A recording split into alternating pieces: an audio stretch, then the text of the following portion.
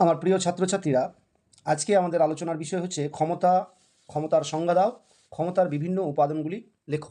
এখানে number distribution থাকবে 2+6, 2+6 অর্থাৎ ক্ষমতার সংজ্ঞাতে 2 নাম্বার থাকবে এবং ক্ষমতার বিভিন্ন উপায়গুলি লেখো, এতে থাকবে 6 নাম্বার। প্রথমে আমরা ক্ষমতার সংজ্ঞা দেব ছোট করে, যাতে 2 নাম্বারই পাওয়া যায়, 2-এ 2 পাওয়া যায়। সেই জন্য আমরা কয়েকজন রাষ্ট্রবিজ্ঞানীর নাম করে ক্ষমতার সংজ্ঞাটা দিয়ে দেব।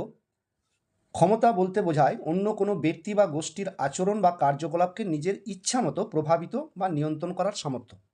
অর্থাৎ ক্ষমতা হচ্ছে অন্যকে কিভাবে প্রভাবিত করা যাবে সেটাই হচ্ছে ক্ষমতা।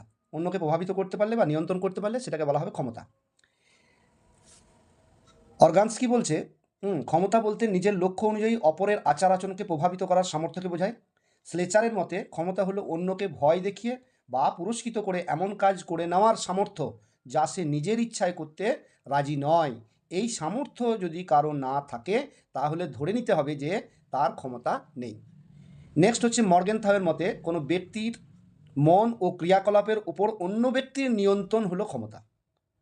এই তিনটে রাষ্ট্রবিজ্ঞানীর আমার একটু বেশি লেখা আছে, তোমরা এই তিনটে রাষ্ট্রবিজ্ঞানীর সংজ্ঞা দেবে। হ্যাঁ, খুব ভালো হয়। জোসেফ ফাঙ্কেলের সংজ্ঞাটা ছোট আছে, এটা দিতে পারলে। জোসেফ ফাঙ্কেলের মতে ক্ষমতা হলো প্রত্যাশিত ফল লাভের সামর্থ্য। ঠিক আছে, অর্থাৎ এই তিনটে এবং এই জোসেফ ফাঙ্কেলের সংজ্ঞাটা, ক্ষমতা হলো প্রত্যাশিত ফল লাভের সামর্থ্য, এইটা দিলে তোমাদের এখান থেকে 2 নাম্বার পাওয়া যাবে অবশ্যই। 2 নাম্বারের জন্য এটা ঠিক আছে। এর বেশি লেখার দরকার নেই, আমার একটু বেশি লেখা আছে, এইটুকু লিখলেই হবে। এবার ক্ষমতার বিভিন্ন উপায় বা ক্ষমতার বিভিন্ন উপাদান, কী কী উপাদান রয়েছে ক্ষমতার, আমাদের কয়েকটা উপাদান, মিনিমাম 5টা তোমাদের লিখতেই হবে। অর্থাৎ 6 নাম্বার থাকে, 6টা লিখলেই ভালো হয়। হ্যাঁ, মিনিমাম 5টা যেন হয়।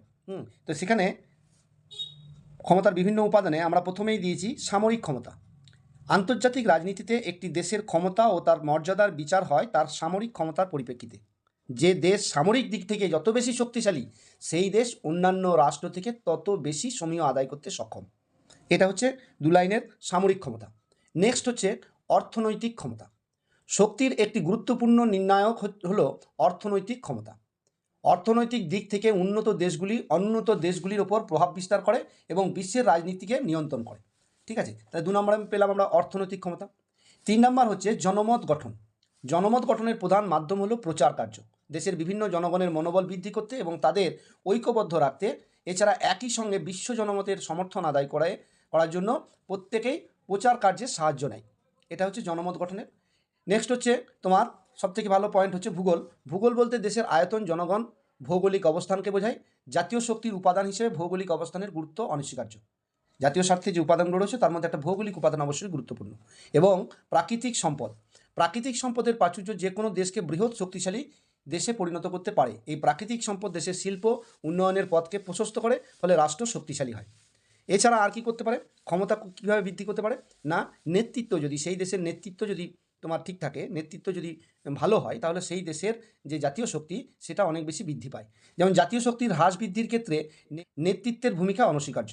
নেতৃত্ব যদি দক্ষ, প্রজ্ঞাশীল ও বিচক্ষণ হয় তাহলে দেশের শক্তি বাড়ে, আর যদি অদক্ষ ও অবিবেচক হয় তাহলে দেশের শক্তি দুর্বল হয়। অর্থাৎ নেতৃত্ব ভালো হতে হবে, তাহলে জাতীয় স্বার্থ বৃদ্ধি পাবে, অর্থাৎ ক্ষমতা বৃদ্ধি পাবে। জনসংখ্যা। মানব সম্পদ হলো জাতীয় শক্তির একটি গুরুত্বপূর্ণ উপাদান, তবে জনসংখ্যা কম হলে দেশের সম্পদের যথাযথ ব্যবহার হয় না। আবার খুব বেশি হলে দরিদ্র, অপুষ্টি, অশিক্ষা, বেকারত্ব প্রভৃতি ব্যাধিগুলি দেশকে দুর্বল করে। এটা হচ্ছে জনসংখ্যা। আমরা 7টা পয়েন্ট দিয়েছি, তোমরা 5টা বা 6টা লিখলেও কোনো অসুবিধা নেই। এর একটা উপসংহার আমাদেরকে অবশ্যই লিখতে হবে। প্রথমে যে ভূমিকা দিয়ে শুরু করেছিলাম, উপসংহার দিয়ে শেষ করব। জাতীয় ক্ষমতা হলো বিভিন্ন উপাদানের সংমিশ্রণ। কোনো একটি উপাদান যদি খুব বেশি পরিমাণে থাকলেই দেশ শক্তিশালী হয়ে যায় না। তবে সামরিক ক্ষমতা, অর্থনৈতিক ক্ষমতা, সামাজিক ক্ষমতা, কূটনৈতিক ক্ষমতা, নেতৃত্ব ইত্যাদি সবই হলো এক অখণ্ড জাতীয় ক্ষমতার প্রকাশ। অর্থাৎ এই প্রশ্নটার উত্তর আমরা এইটুকু মাত্র এক পাতা লিখলেই যথেষ্ট 6 নম্বরের জন্য। আজকে এই পর্যন্তই। ধন্যবাদ সকল ছাত্রছাত্রীকে।